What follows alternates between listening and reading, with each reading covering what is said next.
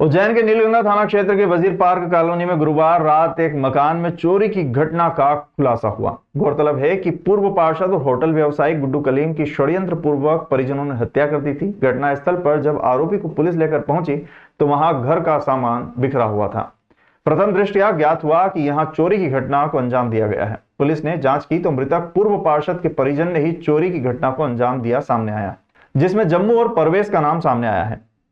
Police ने मामले में प्रकरण दर्ज कर प्रकरण को विवेचना में भी लिया है। थाना प्रभारी विवेक कनोड़िया ने बताया कि गुड्डू कलीम की हत्या में बेटे आसिफ को आरोपी बनाया गया था, जिसके बाद घटनास्थल को भी सील कर दिया गया था। जब घटनास्थल का मौका मुआयना करने के लिए आरोपी आसिफ को पुलिस मृतक गुड्डू कलीम के घर लेकर पहुंची तो वहां रखा सोना, चांदी और नकदी रुपए एक साथ तमाम चीजें और जरूरी कागजात वहां पर नहीं थे। सीसीटीवी फुटेज और मुखबिर की सूचना पर 2 आरोपियों के नाम सामने आए हैं। यह भी पता चला है कि मृतक गुड्डू कलीम के परिजन जम्मू और परवेज निवासी शाहजहांपुर ने चोरी की घटना को अंजाम दिया है।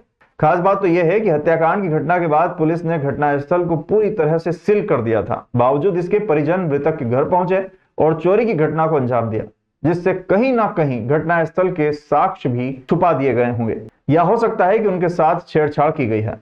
पुलिस मामले की जांच कर रही है। इस मामले में हमने मिंटू आरिफ के कमरे में और गुड्डू कलीम के कमरे में जिस दिनांक को घटनास्थल निरीक्षण किया था तथा उसके उपरांत 13 तारीख को भी एक अलमारी को रखवाने के बाद में पुनः सीलबंद किया था उनको। और सीलबंद स्थिति में जब हमने सीलबंद किया था सभी चीज़ें बिल्कुल सुरक्षित थी। लेकिन कल जब आरिफ को लेकर उसके लाइसेंस और कुछ कारतूसों की जब्ती के लिए उसने अपना मेमो दिया था, उसमें पहुँचे तो जब देखा गया तो सील तो व्यवस्थित लगी हुई थी, लेकिन कमरे के अंदर खुलने पर कमरे में सामान अस्त व्यस्त था, उसका लॉकर भी टूटे हुए पाए गए थे।